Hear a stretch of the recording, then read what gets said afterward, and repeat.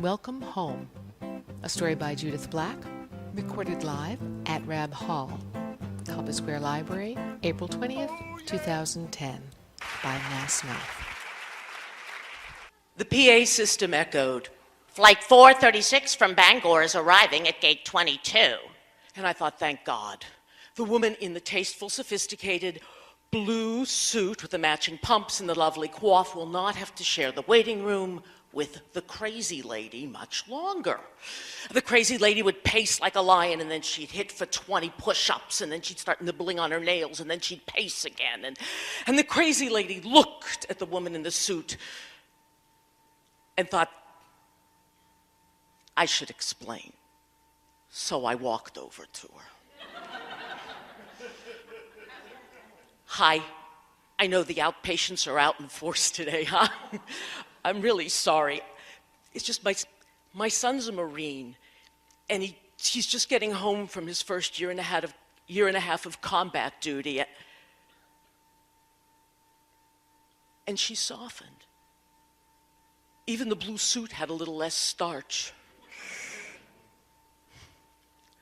My father was career Army. I'm one of the few people who can say, I think I know how you feel.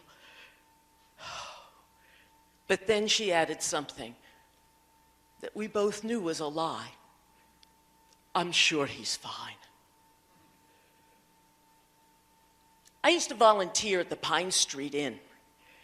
It's a place for homeless men, a shelter, and people call them bums, they call them alkies, they call them druggies, they call them lazy, but I know them. They're the garbage barrel of World War II. They're the guys whose hearts were too open, and they just couldn't take all the death and horror that poured in. And so they self-medicate. They still have tics. They don't look right in your eye. Their shoulders are folded in on themselves. Hey, every war has had its own word for these guys, haven't they? There's battle fatigue, shell shock. In our world, it's post-traumatic stress disorder. We know it from guys who've been to Vietnam. The guys who keep their backs against the wall, who don't want to be in groups, who in the middle of the night turn over and accidentally slug the person they love who they're sleeping with because they wake up with a horrific dream of people burning alive in napalm. A dream they can't relegate to a neat place in the back of their brain. And now my son was coming home. People started coming up the ramp. Excuse me, is this the Bangor flight? Thanks. And I saw him.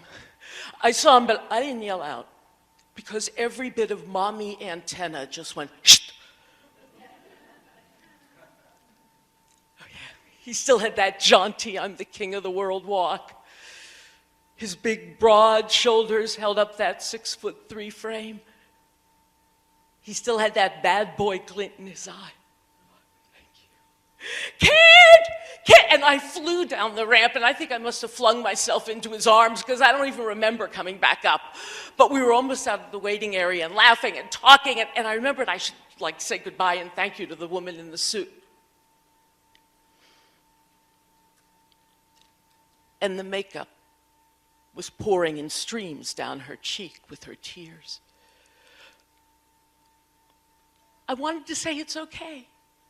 Look, it's okay. He's good, he's fine. He's whole.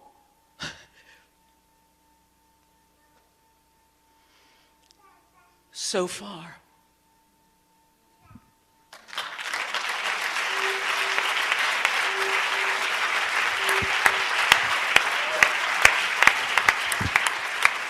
Chocolate Milk by Hlebowitsch.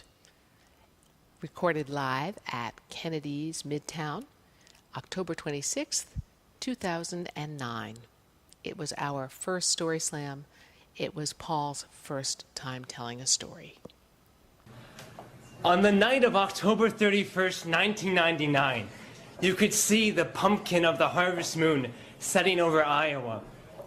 My brother was 10, I was 6. We lived in a small house in Iowa, and we spent our time finding wizards in the willow trees, creatures in the cornfields, and horrors in the heat pipes that ran beneath our house.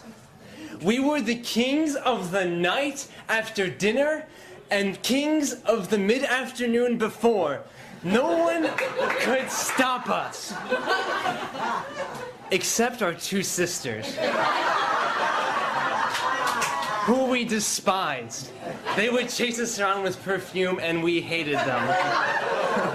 But this was All Hallows Eve, and my brother and I were coming back from a party at our local elementary school. The house was dark and there were no cars in the driveway. There was no indication that our parents were at home, and we knew that our sisters were at friends' houses. As I turned the key in the lock to open the door, we faced a moral dilemma, my brother and I. The same sort of moral dilemma that every kid faces. It goes a little like this. I'm an angel. I'm a devil. Do your chores and be a good boy. Eat everything in the fridge. Well, it didn't take long for us to decide between those two choices, and we made a beeline for the fridge, because inside those cheap plastic doors, inside a cheap plastic carton, was the nectar of the gods, chocolate milk. My brother and I never were allowed to have chocolate milk, due to the fact that I was a little bit faster, and a little bit bigger, a little bit older, and a little bit brighter. I reached the fridge first, got the carton, got a glass out of the cupboard, and poured myself a huge glass. My brother pulling out my leg, looking up at me, being like, come on, give me some of that. I hand him the carton. He pours it into his glass. A single drop falls into the glass. I left nothing for him. What'd you expect? He's my little brother. He's a little annoying. He's terrible. So as I take the chocolate milk and bring it to my lips, the little man looks up at me, puts a scowl on his face, jumps up and slaps the cup. It goes flying through the air, spraying its wonderful contents all over the kitchen walls, the curtains, the tablecloth, everywhere. It lands on the ground. I would have yelled at him. I would have put him in a headlock and kept him there till he was sorry. But we heard something that made us realize we were not alone. Boom, boom, boom. The sound of footsteps coming from the upstairs, probably alerted by the loud crashing noise of the glass falling on the floor. Boom, boom, boom. The steps grew closer. My brother looked at me. I looked at him. Boom, boom, boom. My brother grabbed me. I grabbed him. If we were gonna die here, we would die in each other's arms as brothers. The shadow comes through the door. We scream. A large shadowy figure rises up, looming tall and proud and powerful. And it was no monster. It was no stranger. It was our father. And you know, that's really terrifying. Because while he didn't seem to notice the strange embrace my brother and I were in. Instead, he looked past us to where the chocolate milk was staining the walls, staining the curtains, staining the tablecloth, running down onto the carpet. Do you think he was happy about that? No. He roared, "Who did this?" And again, my dull-eyed little brother flings me away from him, points at me and yells, "He did it!"